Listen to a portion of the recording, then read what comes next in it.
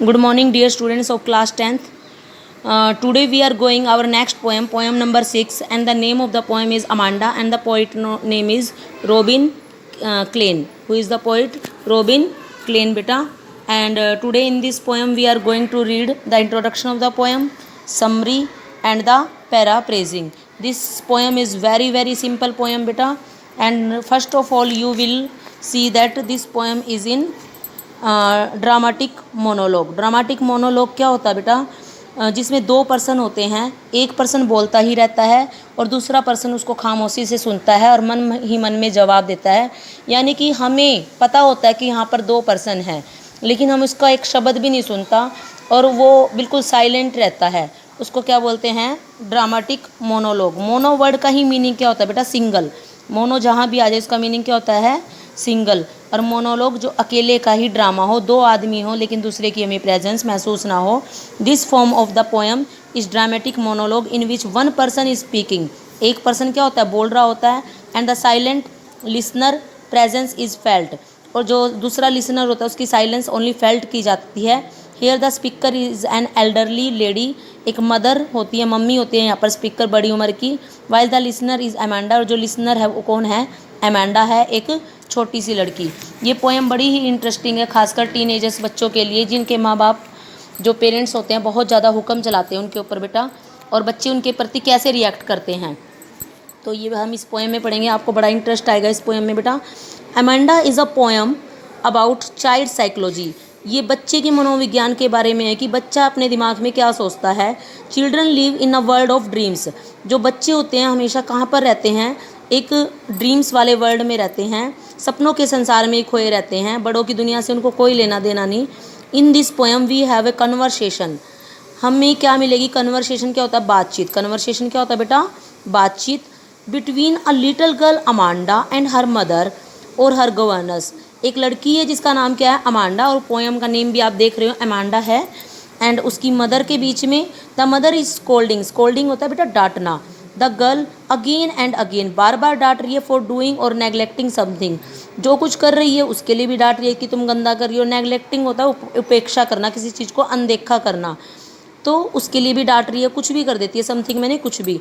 But Amanda is lost in a word of her own. On होता खुद के, लेकिन अमांडा क्या है? कुछ भी नहीं सुनती और खुद के ही वर्ड में खोई हुई है. She is not even listening to what her mother is saying. Even मैंने यहाँ तक कि उसकी जो मदर उसको कह रही है वो भी वो लिसन नहीं करी, मीन सुन नहीं रही. The poem tells us that grown up people should allow enough freedom to the growing children. ये लाइन बड़ी इंपॉर्टेंट है बेटा, इसमें आप ध्यान दोगे कि जो पोएम हमें बताती है जी ग्रोन अप पीपल होते हैं ना, उनको अलाउ करनी चाहिए. सॉरी बेटा, ये लाइन आप दोबारा देखो. The poem tells us that grown up people should allow enough freedom to the growing children. कि जो ग्रोन अप जो बच्चे होते हैं बेटा, ग्रोन अप हो जाते हैं, जब बड़े हो जाते हैं तो पेरेंट्स को उनको क्या देनी चाहिए? फ्रीडम देनी चाहिए. एनफ फ्रीडम होता है काफ़ी, मतलब जितनी उनको ज़रूरत हो. Too much nagging has a negative effect on a child's mental development. Nagging होता है बेटा ज़्यादा ही हर काम में ये नहीं करना वो नहीं करना, टोका टाकी रखना, तो बच्चों के दिमाग में क्या जाता है? नेगेटिव इफेक्ट जाता है. इससे उसकी चाइल्ड की मेंटल डेवलपमेंट नहीं हो पाता. तो आपने इंट्रोडक्शन में देखा कि एक पोएम है, पोएम में अमांडा है, अमांडा की मदर है, और दोनों के बीच में क्या हो रही है बेटा? कन्वर्सेशन हो रही है. और उस कन्वर्सेशन में सिर्फ उसकी मदर ही बोले जा रही है और उसको मतलब डांटे जा रही है और कुछ नहीं कर रही. तो हम समरी में देखेंगे ताकि आपको और भी अच्छे से समझ में आए, और लास्ट में पैराफ्रेजिंग में तो आपको बिल्कुल ही क्लियर हो जाएगी, कोई डाउट नहीं ना समझ में आए बेटा. फर्स्ट है the speaker's advice to Amanda. जो स्पीकर है, बोलने वाला स्पीकर, आपको पता है यहाँ पर कौन बोल रहा था? मदर बोल रही है. उसकी एडवाइस क्या है अमांडा को? Amanda a little school going girl. School going girl है वो, स्कूल जाने वाली लड़की है. The speaker advises her not to bite her nails. कि अपने नाखून ना काटे. पहली बात क्या आएगी पोएम में लाइन में? बाइट मैंने काटना, अपने नाखूनों को ना काटे. जैसे बच्चे होते बैठे बैठे नाखूनों को कुतरते रहते हैं चूहे की तरह, तो वैसे ना करे. The speakers further tells. Further होता है आगे. फर्दर क्या होता है बेटा? आगे बताती है. To sit up straight. Straight जैसे तुम भी क्लास में झुक जाते हो, मैं बोलती हूँ बेटा सीधे होके बैठो, क्या बूढ़े हो गए हो? तो वैसे ही उसकी मदर भी कह रही है कि सीधे होके बैठो. Not to hunch. और हॉन्च होता है ऐसे कंधों को उचकाना, और ना ही झुक कर बैठे कंधों के बल आगे. तो उसके लिए भी इसको टोक रही है सिटिंग स्टाइल के लिए। सेकंड में अमांडाज रिएक्शन, कि अमांडा का क्या रिएक्शन आता है जब उसकी मदर उसको टोकती है। Amanda does not pay any heed to speaker advice, Amanda कोई भी अटेंशन ध्यान नहीं देती, हीड होता है टेंशन, स्पीकर यानी कि उसकी मम्मी के अपनी मदर के एडवाइस के प्रति। She is lost in her own thoughts, वो कहाँ गुम हो रखी है, अपने ही थॉट्स में। She thinks of herself as a mermaid, mermaid जलपरी का नाम होता है बेटा। Who is swimming happily in the bright green sea water, जो बहुत ही खुशी से ब्राइट ग्रीन सी वाटर में क्या कर रही है, स्विमिंग कर रही है, वो बस उसके बारे में सोचती रहती है अपने संसार में खो के। The speakers question, the speaker ask Amanda whether she has done her homework, clean her room and polished her shoes, क्या होमवर्क कर लिया है, रूम क्लीन कर लिया है, शूज़ पॉलिश कर लिए हैं। तो अमांडा का क्या रिस्पॉन्स आता है, रिस्पॉन्स होता है जवाब। Amanda does not give any reply to these question, जवाब ही नहीं देती। She dreams of herself as an orphan, orphan होता है अनाथ जिसके पेरेंट्स ना हो।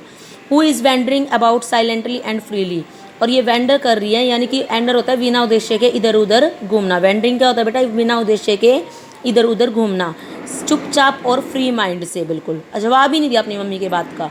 द स्पीकर्स एडवाइस, स्पीकर उसको क्या एडवाइस देता है, once again the speaker tells Amanda not to eat chocolate, कि अपनी चॉकलेट ना खाए, as it would add her an acne problem, तो इससे उसको क्या हो जाएगी, एक्ने प्रॉब्लम हो जाएगी बेटा। एक्ने होता है pimples problem. Amanda's daydream, however Amanda pays no attention to this advice, हालांकि जो अमांडा है वो कोई भी अटेंशन नहीं देती इस एडवाइस के प्रति। सी ड्रीम्स ऑफ हर ऐसे रैपुंजल,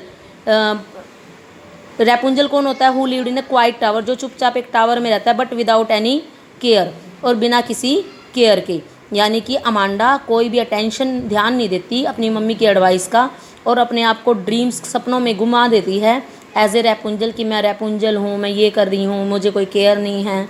द स्पीकर्स एंग्री वर्ड, अब स्पीकर यानी कि जो मदर है वो क्या हो जाती है, बहुत ज़्यादा नाराज़ हो जाती है, और उसके एंग्री वर्ड्स देखो, बाय नाउ, अब तक।